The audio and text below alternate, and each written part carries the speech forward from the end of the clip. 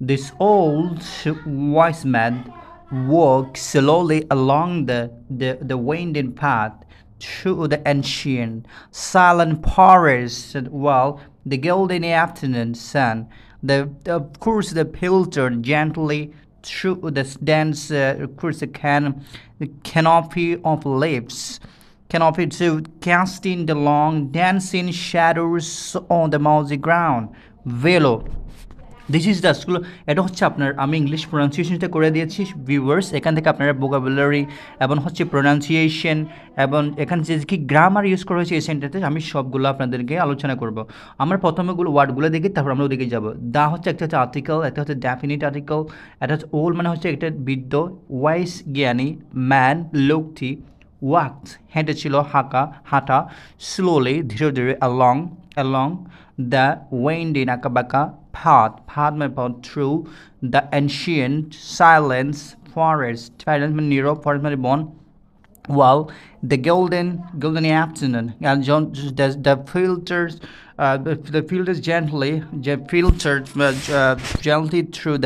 through the dense canopy ছাদছোয়া of leaves মানে হচ্ছে কি পাতা, লিভস পাতা, কাস্টিং ফেলেছিল, লম্বা, dancing shadows on the mossy ground below. Viewers, এটা হচ্ছে আপনার আমি ওয়ার্ডগুলো ধরিয়ে দিয়েছি এখান থেকে যে অর্থটা আসে সেটা আমি যদি আপনাদেরকে একটু শেখাই, এটা হচ্ছে আপনার গ্রামার। এখন হচ্ছে আমি এখান থেকে আপনাকে বলবো, দেখেন, দ্য ওল্ড ম্যান দ্য ওয়েশম্যান হচ্ছে জ্ঞানী ব্যক্তি, স্লোলি ওয়াকড মানে হেঁটেছিল, স্লোলি আস্তে আস্তে হেঁটেছিল, অ্যালং দ্য উইন্ডিং পথ মানে হচ্ছে মানে এখানে একটা পথের যে ভাঁজ দিয়ে হাঁটা সেটাকে বলা হচ্ছে থ্রু দ্য এনশিয়েন্ট মানে এটা খুবই একটা প্রাচীন, সাইলেন্ট ফরেস্ট এখানে আছে খুবই নীরব মানে বন আছে, ওয়াইল যখন গোল্ডেন আফটারনুন সান ফিল্টার যখন ছুঁয়ে যায়, জেন্টলি খুব ভদ্রভাবে যখন মানে যে সূর্য যখন ছুঁয়ে যায়, ফিল্টার মানে গোল্ডেন বলা হচ্ছে সানটা যখন ছুঁয়ে যায় বা চলে যায়, through the dense canopy of leaves মানে যখন পাতার কেস যে যখন এরকম মানে কোনো একটা সান বা সূর্য যখন চলে যায়, casting long the dancing shadows on the mossy ground below মানে এটা খুবই সুন্দর দেখায়, তারা খুব মানে খুশি হয়, এরকম একটা আভাস এই সেন্টেন্সে দিচ্ছে। ভিউয়ার্স, এখান থেকে আমরা যেই ইয়েটা করবো যে এখানে যে গ্রামারটা ইউজ করা হয়েছে সেটা আমরা একটু দেখি, তাহলে আপনাদের আরও হয়ে যাবে, আরও সহজ হয়ে যাবে, বুঝছেন। এখানে দেখেন, এটি বলা হচ্ছে এটা একটি কমপ্লেক্স সেন্টেন্স, আসলে এটা একটা বড় একটা হচ্ছে কমপ্লেক্স সেন্টেন্স। এটা কমপ্লেক্স সেন্টেন্সে আমরা যদি বলি সেটা হবে দেখেন আমরা সেখানে পাই একটা ইন্ডিপেন্ডেন্ট ক্লজ, একটা হচ্ছে ডিপেন্ডেন্ট ক্লজ। সেখানে পাই আমরা কি একটা হচ্ছে ডিপেন্ডেন্ট ক্লজ, একটা হচ্ছে কি ইন্ডিপেন্ডেন্ট ক্লজ। এখানে ইন্ডিপেন্ডেন্ট ক্লজ কোনটা?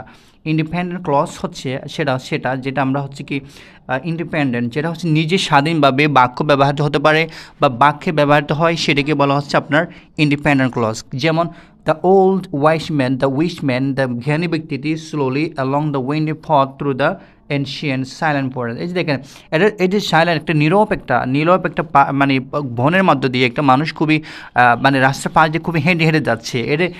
এই সেন্টেন্সটা খুবই একটা গুরুত্বপূর্ণ রোল প্লে করেছে, খুবই একটা গুরুত্বপূর্ণ মিনিং প্রকাশ করতে পেরেছে কারো সাহায্য ছাড়া, মানে এটা অন্য কোনো বাক্যের সাহায্য নিতে হয়নি, সে নিজেই একটা সম্পূর্ণ একটা ভাব প্রকাশ করতে পেরেছে।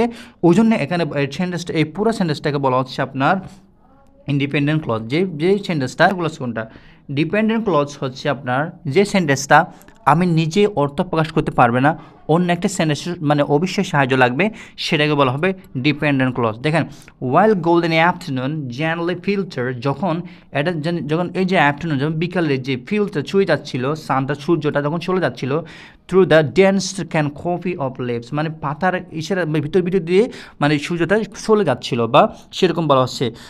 এখন দেখেন, যখনই চলে যাচ্ছিল ফিল্টার দিয়ে, তখন কী হয়েছে কিন্তু আমরা জানি না।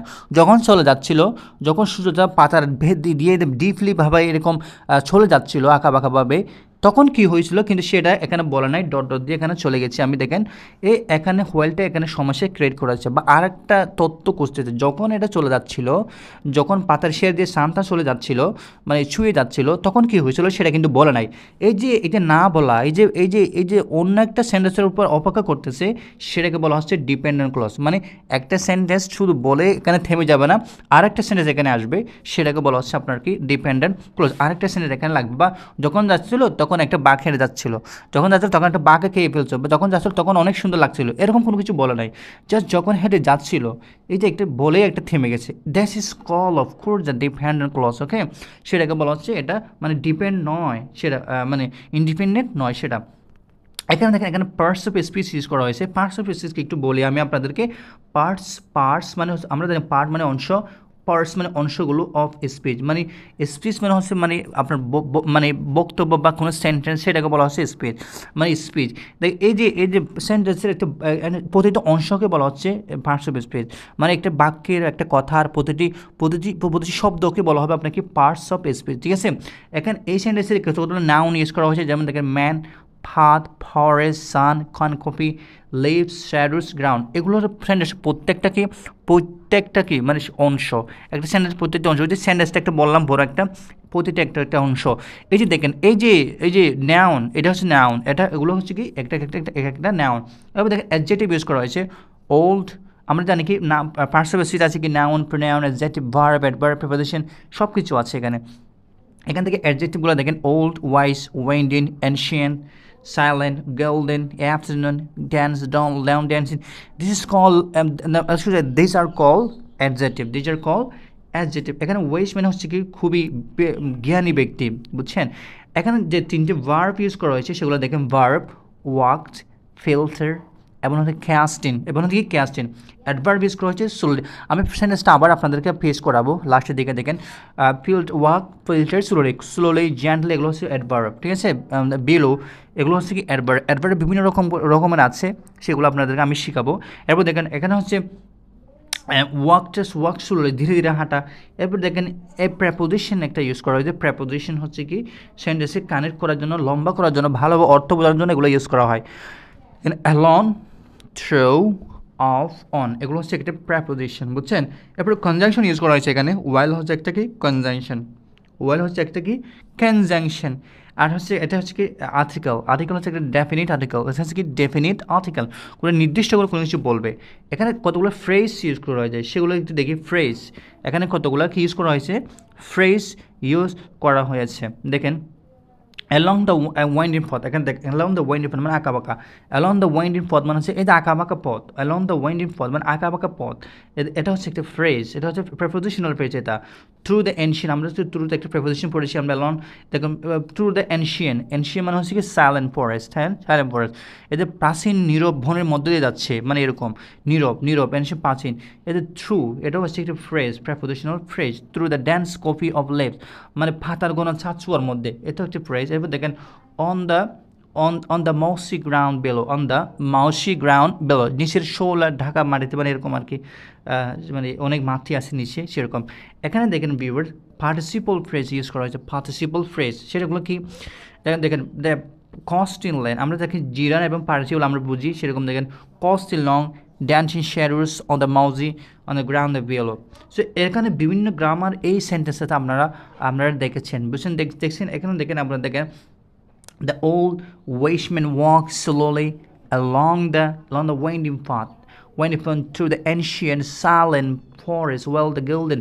এখানে দেখেন silent forest দেখেন the old man বলা হচ্ছে দেখেন the old wise man walked slowly winding path through the ancient forest। এই যে সেন্টেন্সটা, এখানে সেন্টেন্সটা কিন্তু শেষ হয়ে গেছে। এই সেন্টেন্সটা দ্বারা একটা সম্পূর্ণ একটা বাক্য অর্থ প্রকাশ করতে পেরেছে, সেই জন্য এটাকে বলা হচ্ছে আপনার কি ইন্ডিপেন্ডেন্ট ক্লজ, মানে স্বাধীন। আমি স্বাধীন, আমার কারো হেল্প লাগবে না, এটা বলা হচ্ছে স্বাধীন। এবার দেখেন ওয়াইল দিয়ে বলা হচ্ছে আবার while conjunction. While the golden sun filter gently through the dense copy lens. যখন এটা করলো দেখেন, যখন এই পর্যন্ত হচ্ছে আপনার কি এখান থেকে এই পর্যন্ত, এটা হচ্ছে আপনার কি একটা ডিপেন্ডেন্ট ক্লজ মানে অন্যর উপর, এই যে এটার উপর নির্ভর করতে হচ্ছে তাকে, এই পরবর্তী যে সেন্টেন্সটা আছে সেটার উপর নির্ভর করতে হচ্ছে। তো এটা হচ্ছে আপনার কি ডিপেন্ডেন্ট ডিপেন্ডেন্ট ক্লজ, ওকে। এবার দেখেন cast in long dance in shadow on the mossy ground below, নিচে সেগুলো খুবই খুশি হচ্ছে। কেন? মানে যখনই এরকম সূর্য চলে যাচ্ছে, যে বলা হচ্ছে যখনই যখন এই সুন্দর মানে বিকালবেলা এই সূর্যটা চলে যাচ্ছে, তখন তারা ক্যাসলিং করে, মানে খুবই ড্যান্স করে, শেডুজ মানে খুবই ছায়া পায়, অনেক কিছু পায়, সেটা বলা হচ্ছে। তো এটা মানে সম্পূর্ণভাবে করতে হলে এটা যদি আমাদের ডিপেন্ড করতে হয়, তাহলে এটা পুরোটাই লাগবে। এটা হচ্ছে আপনার মেইন খাত। এখানে যে ভার্ব ইউজ করা হয়েছে, এখানে যে প্রেপোজিশন ইউজ করা হয়েছে, সেগুলোর দায়িত্ব আপনারা খুঁজে বের করুন, তাহলে আপনারা অনেক উপকৃত হবেন। ভিউয়ার্স, আজকে ভিডিওটা খুবই শর্ট এবং খুবই উপকারী। যদি ভালো লাগে, যদি please subscribe my channel and thank